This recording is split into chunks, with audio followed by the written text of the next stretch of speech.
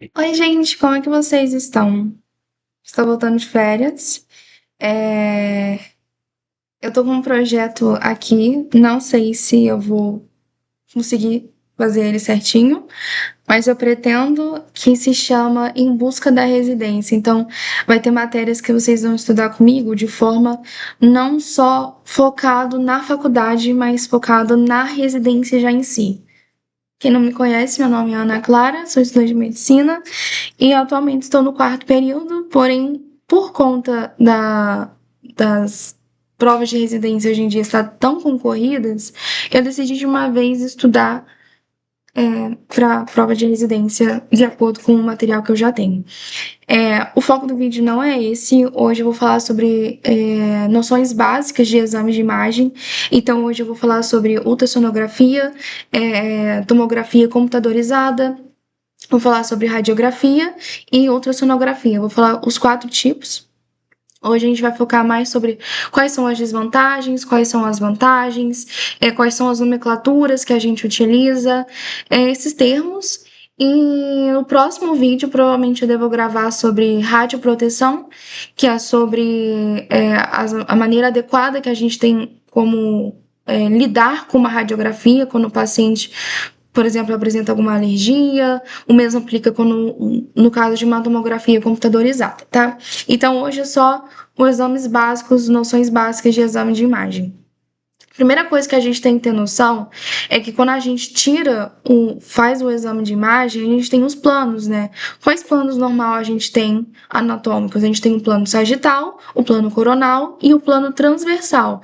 A mesma coisa vai se aplicar para o exame de imagem, só que o plano transversal ele vai ser chamado de plano axial. Então, a gente tem aqui, por exemplo, as 3 imagens, que eu vou tentar mostrar aqui.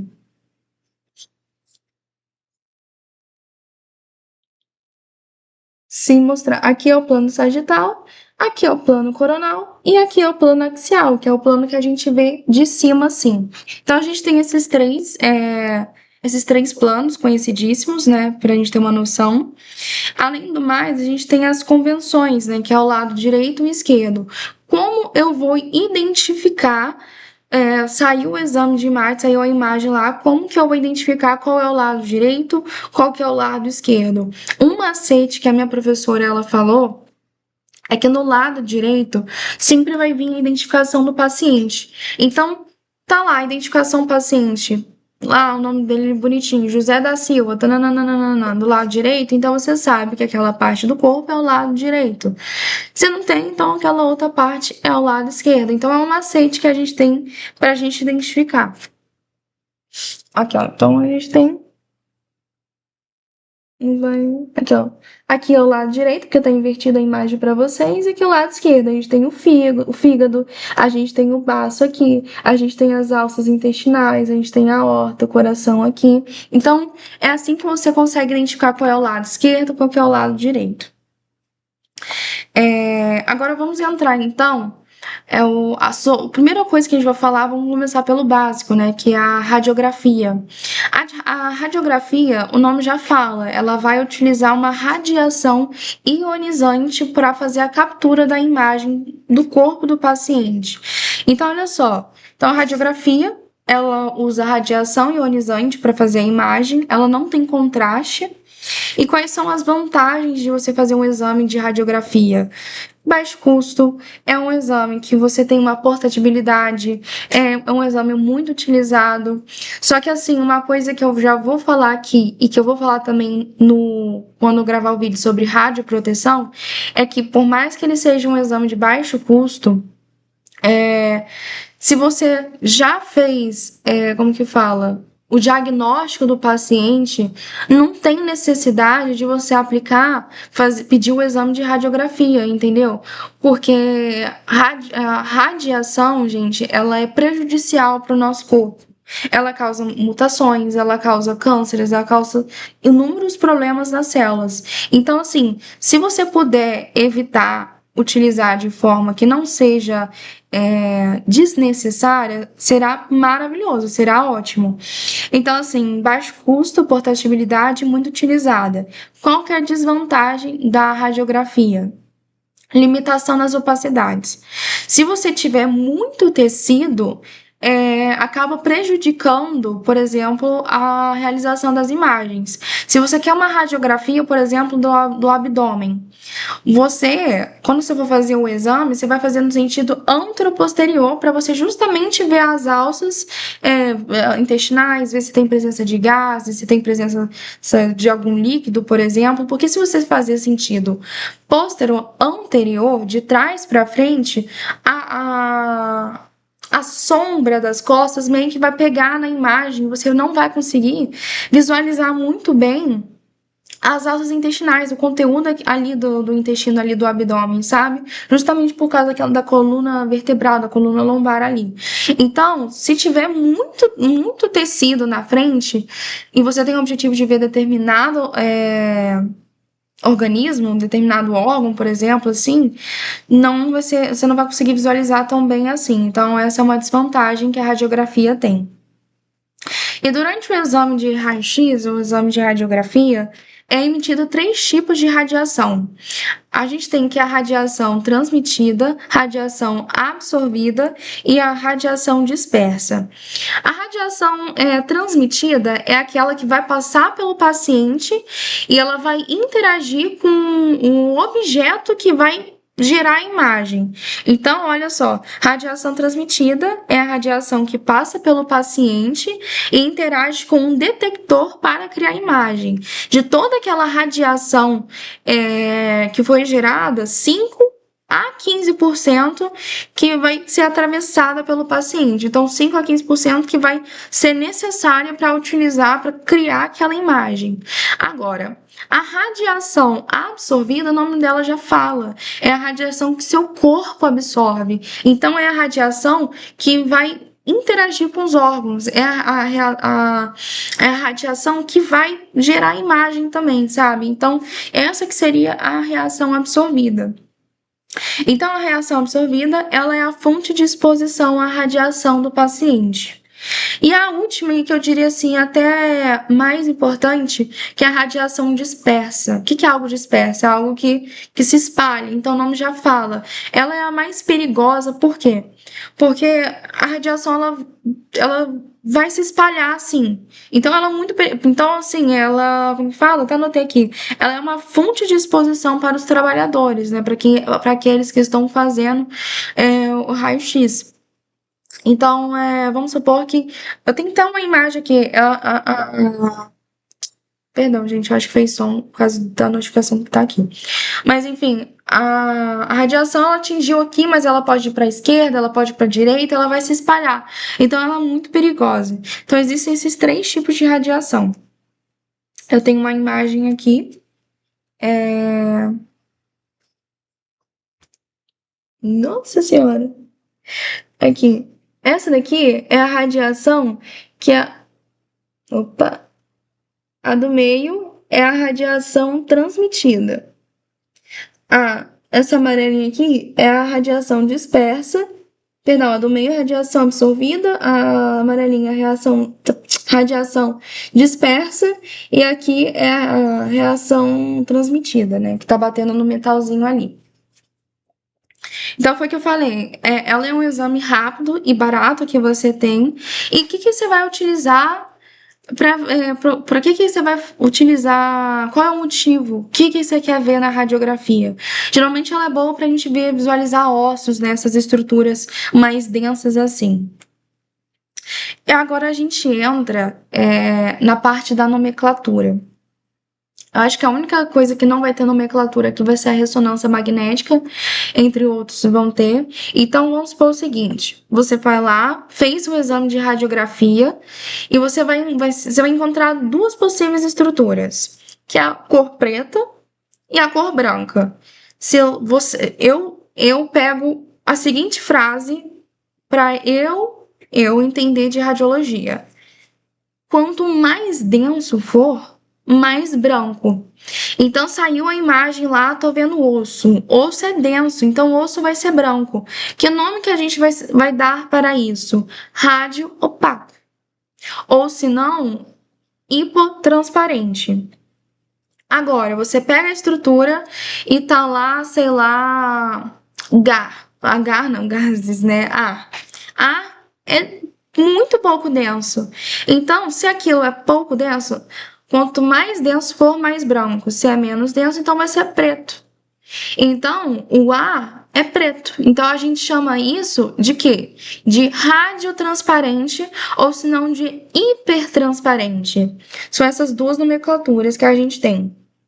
Então, o exemplo aqui é o seguinte, ó.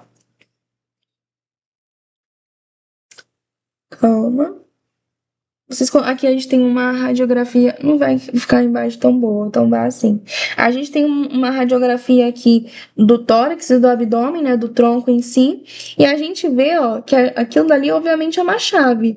Chave é metal. Não é metal, metal é denso. Então, isso aqui é hipotransparente ou, se não, radiopaco. O outro que vou mostrar novamente, tá apontado para uma alça intestinal. Uma alça intestinal tá meio pretinha. E aquilo que é preto é o que? Radiotransparente ou se não hipertransparente. Então, olha só. Como que a gente geralmente encontra no exame de radiografia?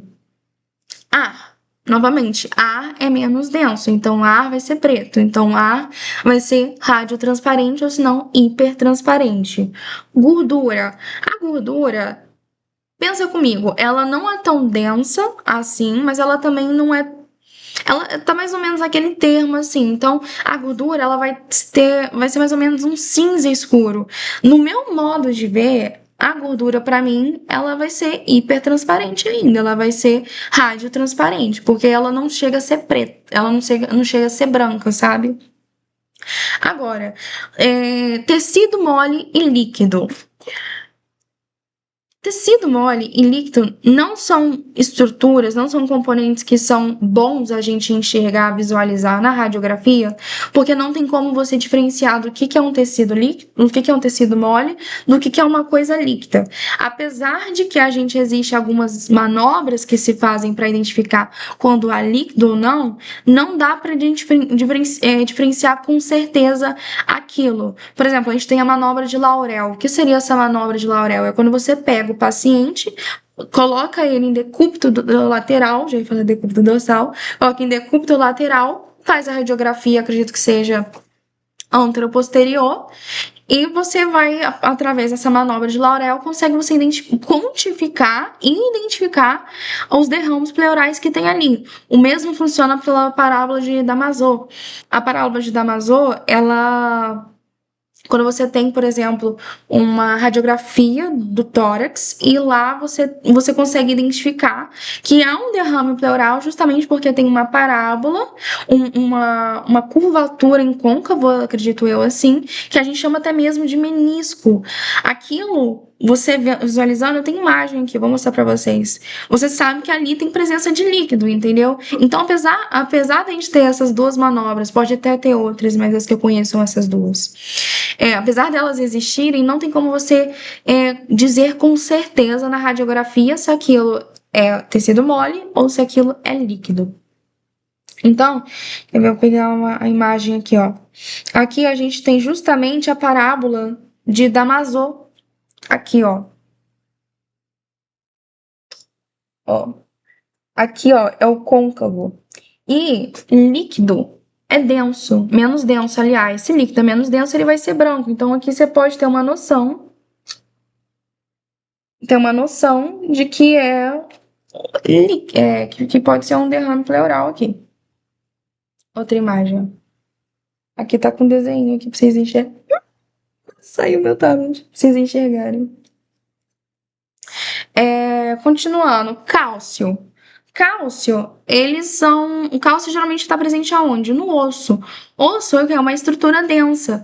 Então você sabe que o osso vai ser branco. Se o osso é branco, quanto mais denso, mais branco, então é radiopaco ou se não hipotransparente. E metal muito denso, então com certeza vai ser radiopaco ou hipotransparente. Essas são as duas nomenclaturas que a gente tem na parte de radiografia. A parte de radiografia foi. Agora a gente entra com a parte de tomografia computadorizada. Dá uma pausa aí, relê e a gente volta que eu vou beber uma água aqui também. Agora a gente entra na parte de tomografia computadorizada. A tomografia, adiantando. Pera, eu vou ter que silenciar aqui, peraí, rapidinho, perdão, gente. Vamos voltar. A tomografia computadorizada, o mesmo conceito que a gente utilizou para o raio-x, a gente vai utilizar aqui. Então, quanto mais denso, mais branco. Mas eu já vou falar sobre isso. Mas vamos lá. A tomografia computadorizada, ela é um equipamento, né, que você vai se utilizar para gerar dados processados para criar imagens bidimensionais em fatias. Então, assim, geralmente na tomografia é aquela quando a gente tem a gente visualiza no sentido axial, né? Então tem como, inclusive, eu acho que tem alguns aplicativos que até mesmo minha professora usa, sites assim, que você tem como rolar e ver justamente as tomografias assim descendo. Então tem como você ver as imagens do corpo de baixo para cima, de cima para baixo, etc.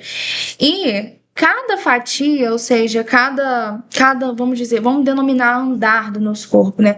Cada andar do nosso corpo, ele é composto por pixels com valores de unidade que a gente chama de unidade de Hausenfield, né? Ou senão UH.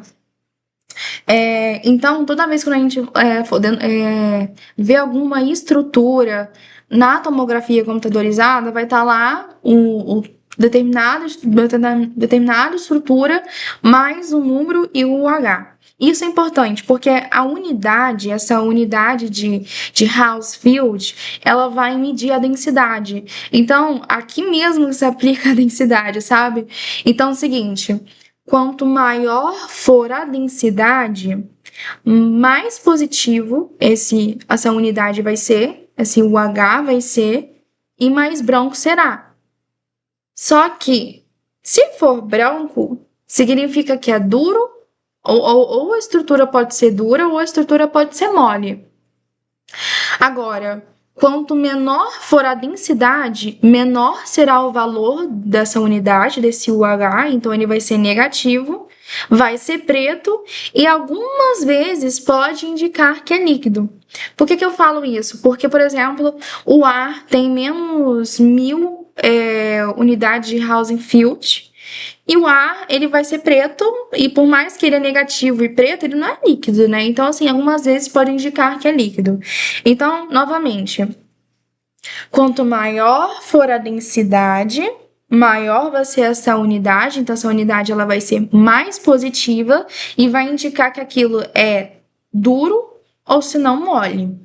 Quanto menor for essa unidade de Housenfield, preto será a cor e pode indicar que é líquido, entendeu? Não necessariamente sempre vai ser líquido, mas pode indicar que é líquido. Um exemplo que a gente tem dos parâmetros, olha, foi o que eu falei.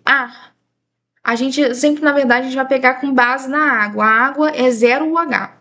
O ar é menos 1000 UH. A gordura é menos 240 a 100, menos 100 UH.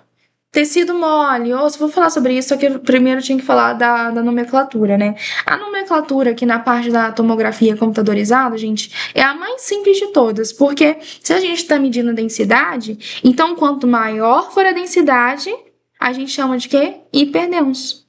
Agora, quanto menor for a densidade, a gente chama de quê? Hipodenso. Então, vamos lá. Menos 1000 UH. Menos é preto, então pode ser líquido. E se é preto, é o quê? Hipodenso, tem menos densidade. A gordura, que nem eu falei, ela é de menos 240 a menos 100 UH. Ana Clara, a gordura, ela é negativa ainda. Se a gordura é negativa ainda, então ela vai ter uma coloração, tá vendo que ela não é tão negativa assim. Então ela pode ter uma coloração mais acinzentada. A mesma coisa funciona lá no raio-x, né? Lembra que eu falei que a gordura ainda teria uma cor mais acinzentada? Então aqui, qual que é o nome o termo que a gente utilizaria para gordura? Hipodenso também. A água. zera o H, que nem havia citado. Tecido mole. O tecido mole, ele vai ser de 20 a 100 UH. Positivo, positivo é branco, tem mais densidade, aquilo que tem mais densidade é hiperdenso. Osso, gente, osso é muito denso, então osso, o UH dele vai ter 400 para você ter uma noção. Então ele é hiperdenso também, e metal vou nem falar, né? A metal, o nome já diz por si próprio. Então aqui a gente tem, por exemplo, a imagem aqui de uma tomografia. Aqui é a região que eu acredito que seja ali a região ali do abdômen, né? Mais ali perto do tórax, né? Que a gente consegue ver o fígado aqui, parece ser o baço, o intestino, não sei, a gordura, olha só. Peraí que eu dei zoom. Eu vou ter que tirar daqui, melhor para vocês verem. Senão meu tablet vai cair. E é o que eu tenho para estudar.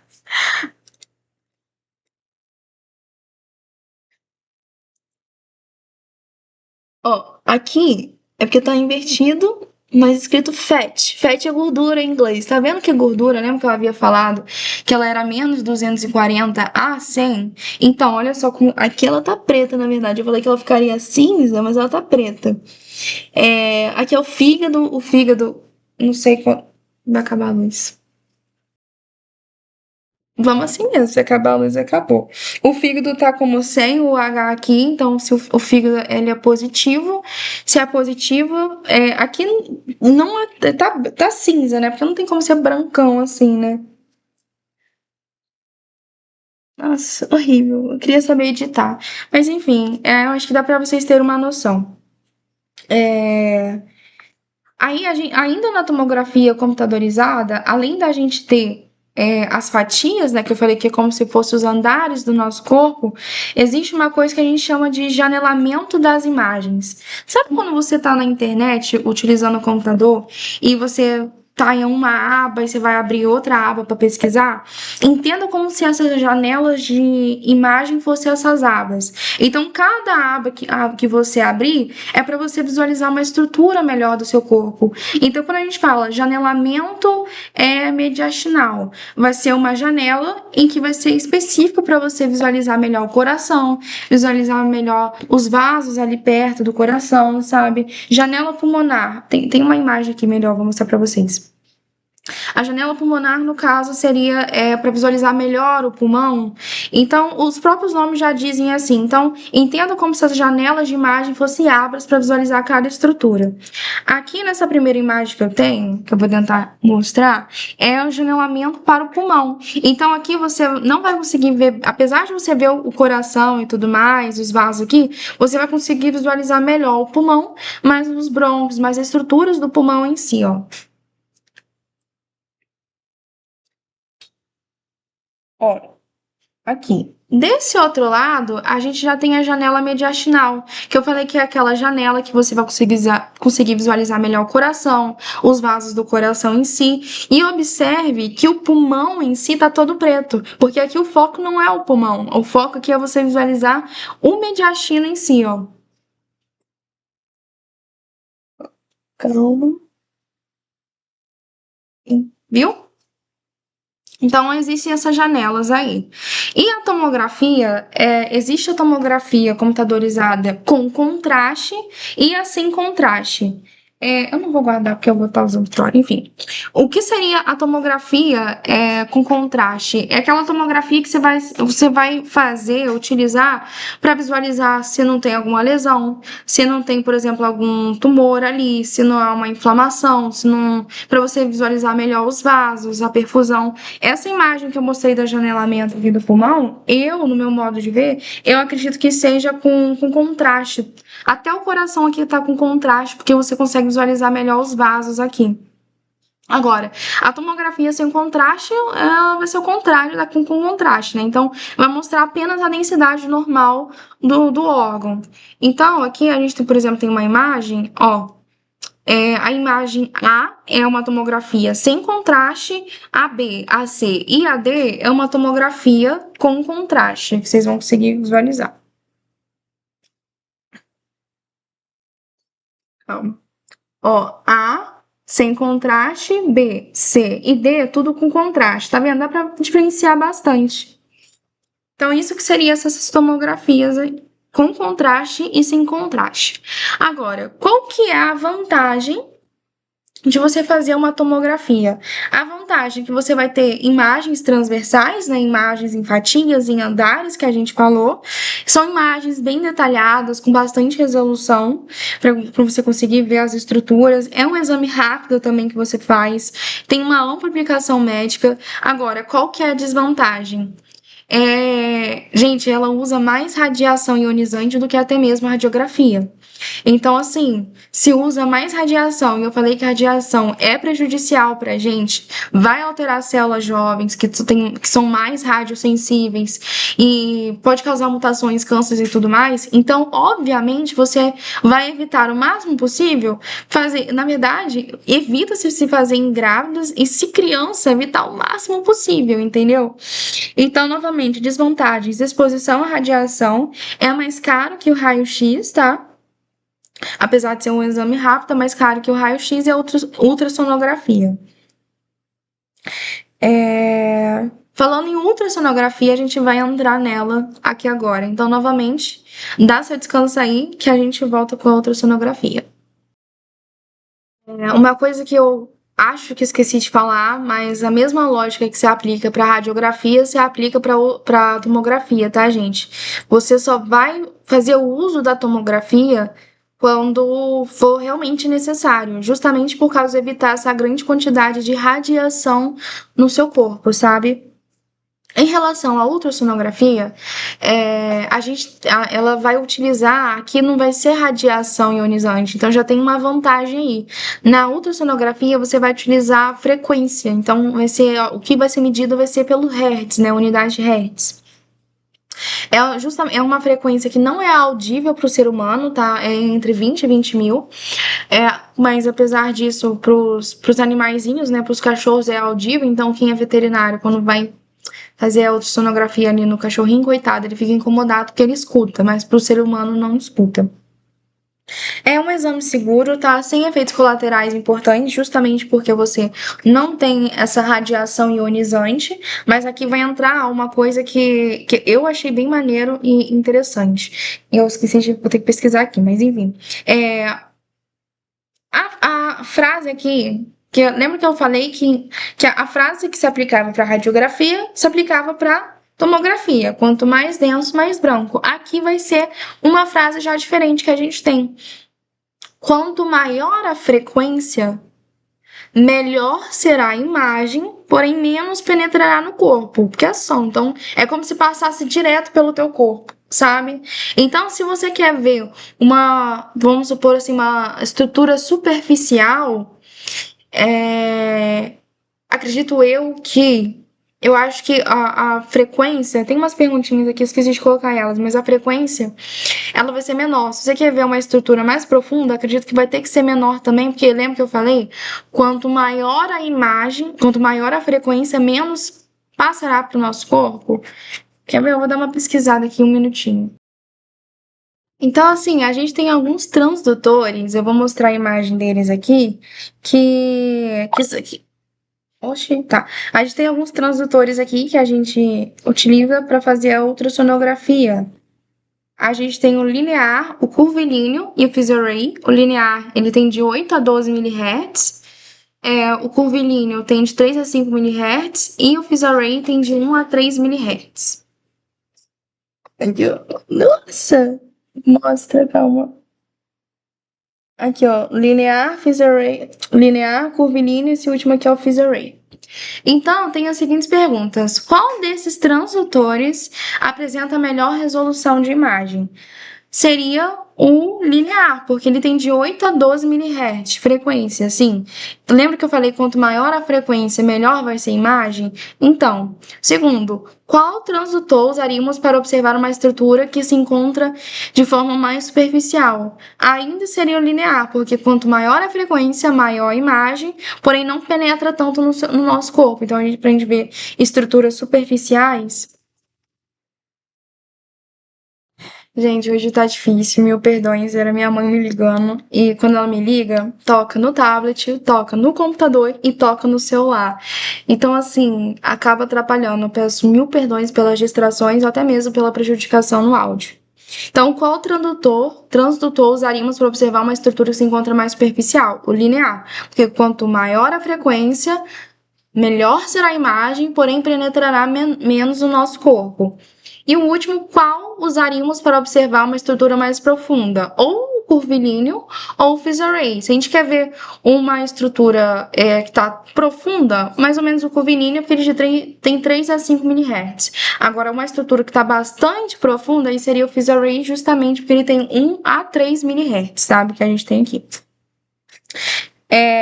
Igual, novamente, a ultrassonografia, aliás, a tomografia computadorizada, igual a radiografia, aqui na ultrassonografia a gente vai ter nomenclaturas também.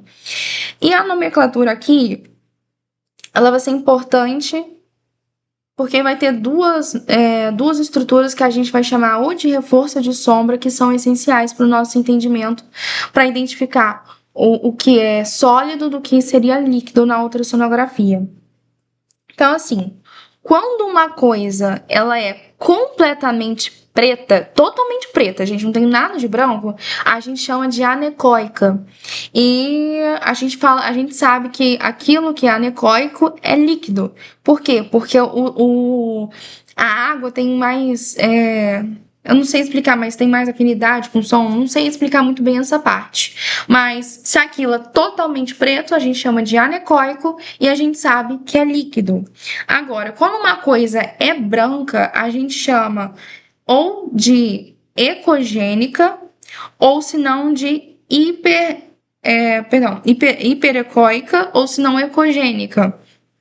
Agora, quando aquela estrutura é um cinza escuro, um cinza assim, mais ou menos, um cinza escuro que a gente tem, a gente chama ou de hipoecoica ou se não de hipoecogênica. Então, novamente, aquela estrutura toda preta, a gente já sabe que se chama anecoico, tá anecoico. Você entende que é líquido. Se tiver branco, a gente chama de ecogênica ou se não hiperecóica. E se tiver um cinza escuro, a gente chama de hipoecogênica, hipoecoica ou hipoecogênica. Aí, olha só, a gente tem aqui uma imagem, uma ultrassonografia de uma estrutura anecoica, então a gente sabe que é líquido, é totalmente preta. Olha só, totalmente preta. Aqui do lado, a gente já tem uma estrutura que é branca. E aquilo que é branco é ecogênico ou se não hiperecóico. Olha só, tá circulado, eu vou já explicar já sobre isso. E aqui a gente tem uma estrutura que, apesar de ser preta aqui, ela não é totalmente preta, ela é mais um cinza escuro. E aquilo que é cinza escuro, ela ou é hipoecóica ou é hipoecogênica. Qual que é a importância em relação à hiperecóica com a hipocogênica? Tá, a anecoica a gente sabe que é líquido, mas como que eu vou saber quando é uma estrutura dura, quando é uma estrutura mole, por exemplo? Aí que tá, a gente entra com dois termos, que a gente entra com o termo reforço acústico posterior e sombra acústica posterior. Reforço acústico, a estrutura, aquilo vai ser líquido. Agora, sombra acústica vai ser sólido. Então, eu decorei assim: sombra começa com S e sólido também começa com S. Então, o que for sombra vai ser sólido, o que for reforço vai ser líquido. O contrário, né? E como que a gente identifica? Se o reforço, vamos supor lá que tá a estrutura. A estrutura tá lá e vai meio que dar uma sombra assim, gente. Sombra. A sombra não é preto, não é escuro, não é hiperocóico. Aliás, hiperocóico não, hipo, né? hipoecóico e hipoecogênico, não é escuro assim? Então, se a sombra é preta e aquilo que é preto, a gente entende que. Calma que eu me perdi no meu raciocínio, pera. A gente sabe a sombra não é preta, então tá lá a estrutura. Deu uma sombra, tem um trem escuro, e aquilo é. A gente sabe que aquilo é uma sombra. E sombra é preto, e preto a gente sabe que é líquido. Então, aquela estrutura, a gente sabe que é líquido. Agora, deu uma cor lá e é branco, é reforço. E reforço, a gente sabe que é.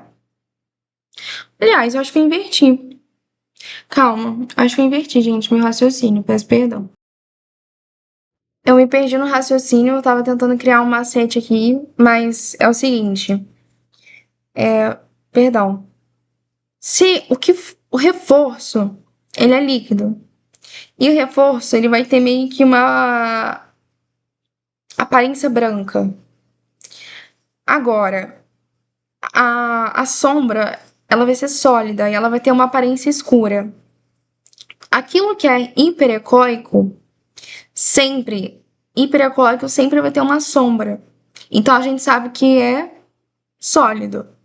Hiporecóico, a gente pode ter tanto sombra quanto reforço. Então a gente tem que saber diferenciar.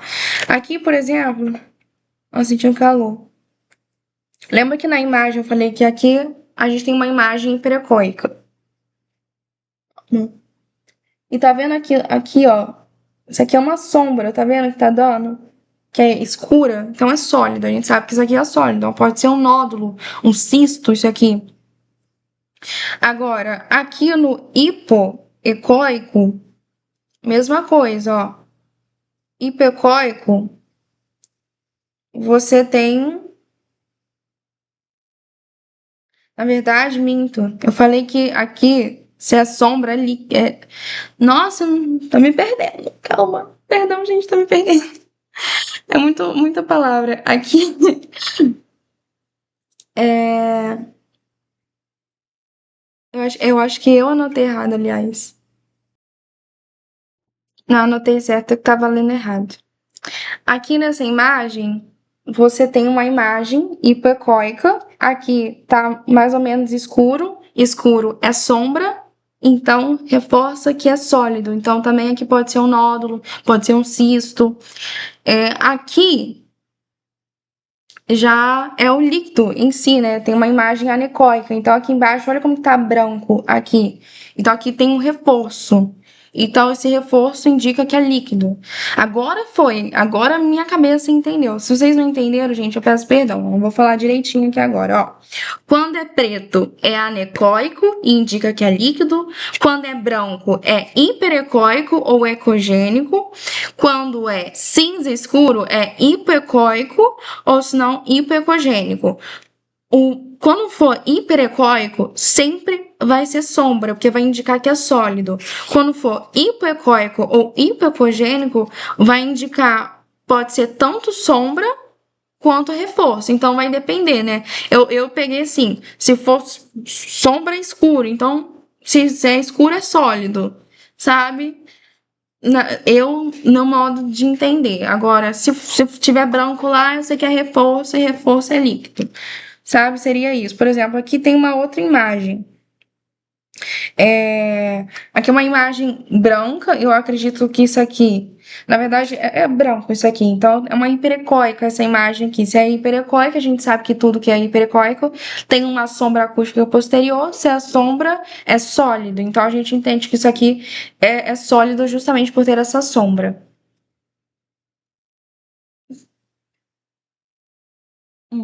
Vocês verem. E quais são as vantagens de você fazer uma ultrassonografia? Não utiliza radiação ionizante, é seguro para gravidez, permite visualização dinâmica, então tem como, por exemplo, nos vasos sanguíneos, ou até mesmo numa gravidez, você movimenta lá, tem como você ver o próprio né, se mexendo e tudo mais, assim. Então, permite visualização dinâmica de estruturas em movimento, como o fluxo sanguíneo, e pode ser utilizado em diversas áreas do nosso corpo em várias situações clínicas. Qual que é a desvantagem? A qualidade da imagem. A qualidade da imagem só vai ser boa se o operador sobre utilizar a máquina. E é difícil utilizar em regiões com bastante barreiras acústicas significativas, né? Agora, por fim, não menos importante, a ressonância magnética, para acabar com esse vídeo desastroso que foi, né? Enfim, ressonância magnética, ela não é amplamente utilizada quanto à tomografia, porque ela tem um custo elevado e ela vai utilizar meio que, como que fala? Ímãs, né? Campos magnéticos, porque assim, o nosso corpo ele tem bastante quantidade de hidrogênio, porque o hidrogênio está presente na água, está presente na gordura. Então, meio que esse campo magnético, porque a máquina de ressonância magnética ela é um grande ímã, né? Então, ela vai movimentar esses hidrogênios justamente para formar a imagem. Então, ela utiliza esses campos magnéticos em si. Ela dura no máximo 15 minutos, ou seja, não é todo paciente que é tolerável a isso. Pacientes que têm claustrofobia, eles não são toleráveis a essa máquina, porque é uma máquina que você tem que ficar preso em um canto, com estalando toda hora assim, durante 15 minutos. Então, pacientes que têm claustrofobia, eles não aguentam ficar tanto tempo nessa máquina. Pacientes que, por exemplo, justamente o assunto da aula foi hoje, né? Pacientes que o meu colega de classe fez a pergunta. E pacientes que, por exemplo, têm marca-passo, podem fazer a ressonância magnética? Então, atualmente existem alguns marca-passos que estão com material aí que pode ser utilizado na ressonância magnética, mas aqueles que possuem ainda aqueles marca-passos antigos não podem utilizar a ressonância magnética porque ela é um grande ímã, vai deslocar o marca-passo e vai matar o paciente, né? Enfim. Então, assim, a ressonância magnética, novamente, olha, ela utiliza a energia potencial armazenada nos átomos de hidrogênio do corpo, que são manipulados por campos magnéticos. Na ressonância magnética, a gente tem o exame T1 e o exame T2. Eu achei legal uma macetinha que a professora deu. No exame T1, tá lá, T1, o que vai estar brilhoso, iluminado, vai ser a gordura, e que vai ser preto, vai ser líquido. Por exemplo, água, ou se não até mesmo licor, né? Tem a imagem aqui. Então, a imagem que eu vou mostrar para vocês, tudo que tiver brilhoso aqui, entenda que é a gordura. E tudo que tiver preto é líquor, é água, algum líquido em si, ó.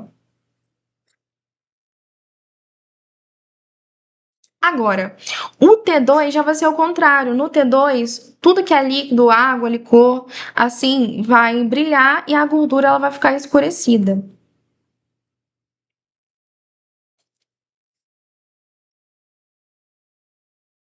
Olha a diferença.